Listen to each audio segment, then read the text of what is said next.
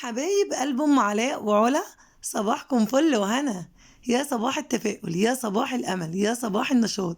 ازيكم؟ عاملين ايه؟ يا رب تكونوا بخير. فيديو النهارده فيديو صباحي كده من اول الصبح بدري، بس عايزين قبل ما نبدا الفيديو هنصلي على سيدنا محمد افضل الخلق وعلى اله وصحبه وسلم.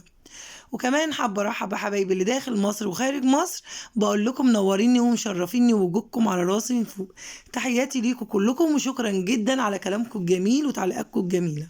طبعا زي بعد ما فطرنا بقى اقوم ايه اشوف حاجة بيتي واشوف حاجة اولادي واشوف الدنيا فيها ايه. طبعا دخلت المطبخ، رحت مشغلة كده اول حاجة الغسالة، حاطة فيها الملابس بتاعتي، وبعدين بدأت كده ايه افضي الصينية مطرح الفطار. كان فيها عيش بقى وفيها علبة جبنة فاضية وفيها الكلام ده كله. بدأت أظبط الدنيا كده ونشوف هنعمل ايه تاني. طبعا انا فضيت اول حاجه كده اما تكوني بتغسلي مواعين، اول حاجه فضي منها البواقي، يعني بواقي اكل، بواقي مش عارف ايه. شيلي الحاجات دي كلها وبعدين اشطفيها عشان الحوض بتاعك ما يتراكمش فيه بقايا اكل. تمام. نضفت كده الصينيتين، بصوا الدنيا بقت نضيفه وزي الفل اهوت. عايزين تبقى حاجتنا نضيفة وزي الفل زينا كده، ونبقى ستات شاطرين قوي، مش عايزين يبقى فينا كسل ولا فينا خمول ولا فينا الكلام ده خالص. عايزين نطلع الطاقات السلبية في الشغل والعمل اللي في البيت، ما نقعدش بقى ايه نحط ايدينا على خدنا، وما نحط ايدينا على خدنا ما فيش حد هيجي يتعب بدلنا ويعمل لنا حاجتنا. تمام. لازم كده نبقى ستات شاطرين ونقوم نشوف إيه اللي ورانا. طبعا بغسل المواعين، عايزه اي واحده بتشوفني وهي بتغسل مواعين حطي ايدك في قلب المواعين وانتوا بتشطفيها عشان بيبقى متراكم فيها الصابون السائل اللي احنا بنغسل بيه. تمام. طبعا الكاميرا مسرعه، يعني لو ابطأ من كده هتاخدوا بالكم اكتر من ايدي، اللي انا ببقى ايدي جوه الحاجه وانا بشطفها كمان. تمام. طبعا الطاسه الآلية دي ما تعيبوش عليا، انا لما نقلت يا جماعه بعت بيت وقعدت في شقه ايجار. قبل ما امشي من شقه الايجار كنت ماشيه طبعا زعلانه اساسا عشان بمشي من شقه لشقه، عشان كان حاصل ظروف يعني. فسِبت الطاسات بتاعتي جوّه البوتاجاز اللي كنت قاعدة في الشقة فيه.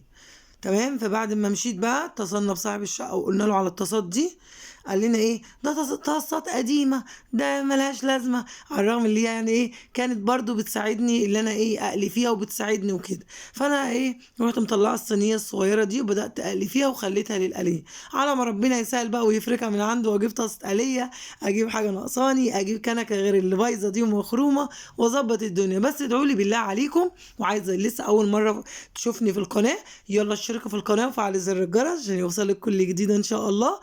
وكمان حابة ارحب بحبايبي اللي لسه اول مرة يشوفوني، بقول لكم منوريني ومشرفيني ووجودكم على راسي من فوق.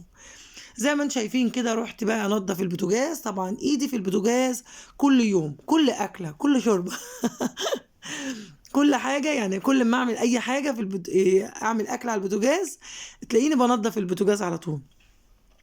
طبعا كنت بشيل معاليه قشر بيض، كنت عامله بطين للفطار وسبت القشر بصراحه عليه، فقلت بقى ايه اشيلهم كده. طبعا البيض غالي يا جماعه، البيضه بقت ب5 جنيه، مش عارفه كل ما تبقى ب4 جنيه وب4 ونص ترجع ل5 تاني، ما اعرفش 5 جنيه دي عامله لها ايه.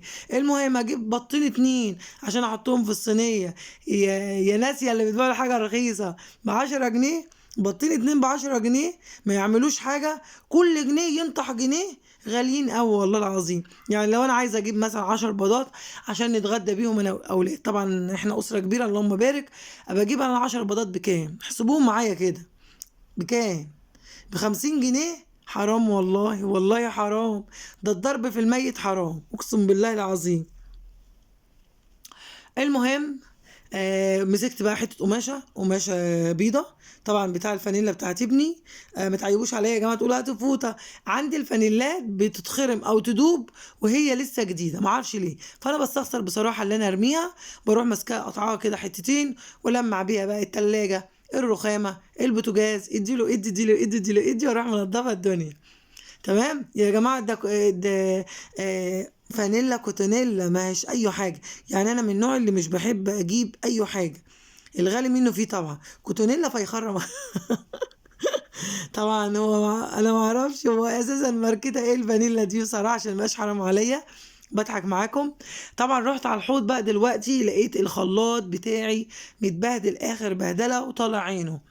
وانا في اليومين دولت ما بعملش عصير طماطم في الخلاط. هتقولوا لي ليه يا ام علاء؟ اقول لكم عشان الطماطم بقت ب 15 جنيه. فانا بدل ما اجيب كيلو طماطم ب 15 جنيه اعمل بيه طبخه او اعمل بيه حاجه، بقى يروح جايبه كيسين صلصه وخلاص ومشي نفسي. تمام. فصعب عليا الخلاط اللي انا سايباه وراكناه كده، فقلت ايه، اديله غسله متينه كده يبقى نضيفه زي الفل، مش هيبقى هو الطماطم عليا. قلت غسلها بقى ومنضفاها بالسلك والصابون. طبعا ما ينفعش ان انا احطه تحت الحنفيه عشان ما يشربش ميه وايه ويكهربني بعد كده. قبل كده بعد كده ركزوا معايا. قبل كده كان عندي واحد، فواحده جارتنا خدته مني واستعملته وجابتهولي مليان عصير طماطم من جوه. معرفش هي حطت عصير طماطم ازاي، المهم لقيته مليان عصير طماطم. فقلت يعني تلاقي ايه شويه صغيرين واعيين كده ايه غصب عنها. فحطيته في الكهرباء بدأ يطلع شياط ويطلع ريحه ويزن، والكهرباء تعمل ماس من جوه وكهربني كذا مره. فمن ساعتها بقيت اخلي بالي من الخلاط ده. طبعا التاني اتحرق وباظ وراح بداية خالص. بدأت اخلي بالي بقى من الخلاط ده عشان هو اللي حيلتي، يعني لو بعت شركة ولا حاجة مش هيبقى حيلتي حاجة.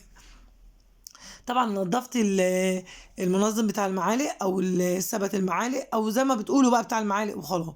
المهم كانت فيها صفايه تحت كده، بقالي اسبوع ما خدهاش صفيتها. لقيت الميه بدات ايه هتلون كده، رحت واخداها دغري رمياهم في الحوض وشطفاها وغسلاها وضحكاها وايه وغسله البتاع كلها بتاع المعالق وحطها ايه في الجنب تاني، بقت نضيفه زي الفل. بصيت للحنفيه مش عارفه، كل ما ابص لحاجه كده الاقيها مش عاجباني. المهم قلت همسك بقى المطبخ بتاع اي حاجه مش عجباني فيها اديله ايدي اديله ايدي اديله ايدي واروح منضفاها ومخليها زي البسكوته كده زيكم كده. يلا حط لايكات كتير يا جماعه، واللي ما اشتركتش لسه في القناه لحد دلوقتي اشترك في القناه وفعل زر الجرس. طبعا نضفت بقى الحنفيه ونضفت السيراميك اللي هو قدامك ده. تمام. نضفت الدنيا بقت نظيفه، الرخامه عندي بقت نظيفه والحوض بقى نظيف. دي بقى شنطه الايه بواقي الحاجات اللي فاضله معايا، إيه حاجات كده فاضله يعني. تمام. ورحت ماسكه بقى ايه القماشه شاطفه عشان تبقى نظيفه اهيت. ورحت ماسكه غسله الجردل ومظبطه الدنيا. انا عايزه كل واحده بتسمعني ما تستنيش حد يساعدك في بيتك، ما تستنيش حد يعمل لك. عايزاك كمان، انا عارفه ان انتوا زمانكم بتكلموا نفسكم تقولوا هي ام علاء مغرقه دراعها ليه كده، هي ام علاء مهمله في نفسها ليه كده. والله يا جماعه عشان التصوير بس، عشان ما يبقاش حرام عليا واخد سيئات اللي انا باين دراعي مش اكتر. انما خارج التصوير ما انا زي اي ست، يعني انا زي اي ست بشمر دراعي لحد كوعي كده وبنزل بقى ايه بايدي واسناني ورجلي وكل حاجه. انما قدام التصوير مش هينفع ان انا اشمر، مش هينفع ان انا اقعد اتضير، مش هينفع ان انا اقعد ابطي. الحاجات دي كلها محسوبه عليا وربنا هيحاسبنا عليها. قبل ما زوجي يحاسبنا عليها ربنا اللي هيحاسبنا عليه، لان ربنا هو اللي شايف كل شيء قبل ما اي حد يركز عليا ولا يشوف اي حاجه. تمام. فعايزاكم تدعوا لي دعوه حلوه كده اللي ربنا يبعد عني الاذى والبلاء والهم والغم بجد، عشان انا محتاجه دعواكم جدا. دعوه 40 فرد مستجابه. كده الفيديو كان خلص وباي باي.